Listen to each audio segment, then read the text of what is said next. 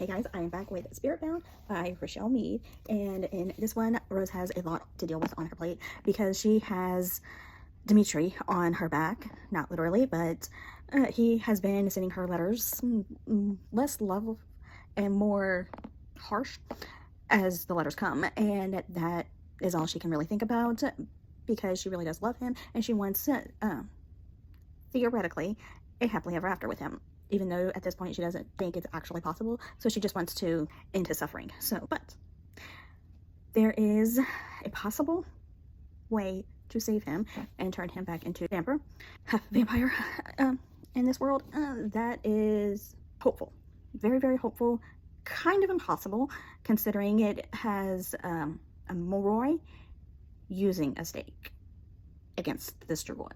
So that's, Moroi aren't really trained for that kind of thing, so that's a problem. And when Alyssa becomes aware of the situation, she takes matters into her own hands because she will do anything for her best friend and try anything for her best friend. Meanwhile, Adrian is treated so poorly in this book. I feel so bad for him because Rose literally committed to being in a relationship with Adrian as soon as she got back, and things, she's just, I don't like it.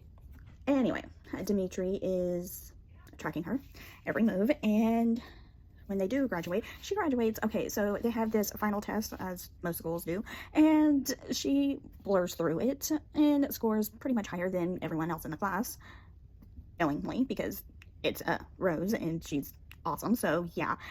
But with her reckless behavior in the past, she is not really assigned to Lyssa, to guard Lyssa yet.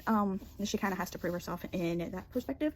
But once they are out of school, they go to court for all of the graduation ceremonies and everything. And that's when things get complicated because the first thing that they do is track down this theory. And they need more information on this theory because at this point they don't know what it entails. And as soon as Rose finds out what it entails, she is like, nope, forget it. Not happening. Don't, no. So that's a problem because Lyssa, like I said, will do literally pretty much anything for her best friend, including face him to save him and get him back for her. So yeah.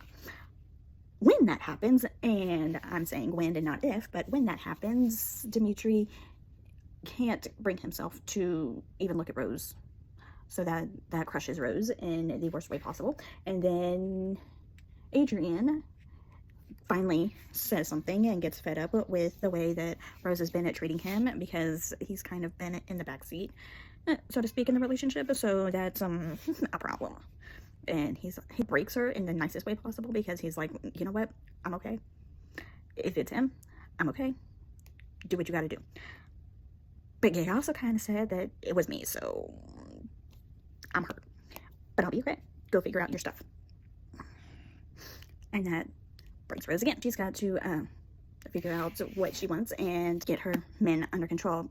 This book also brings Christian back to Lyssa in the best way because they just grow closer because they end up both victims.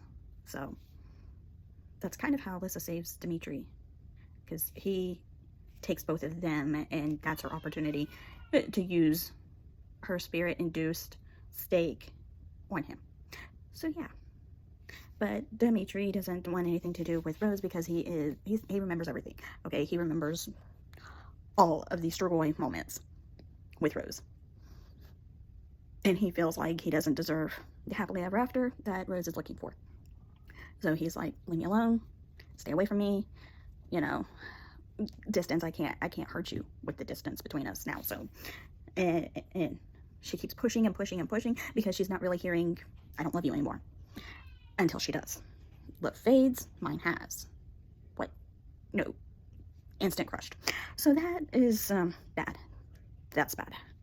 But it's a really good story, and pick it up and read it. Oh, and this is one of the books that you will need the next one for because it does end on a cliffhanger. What cliffhanger?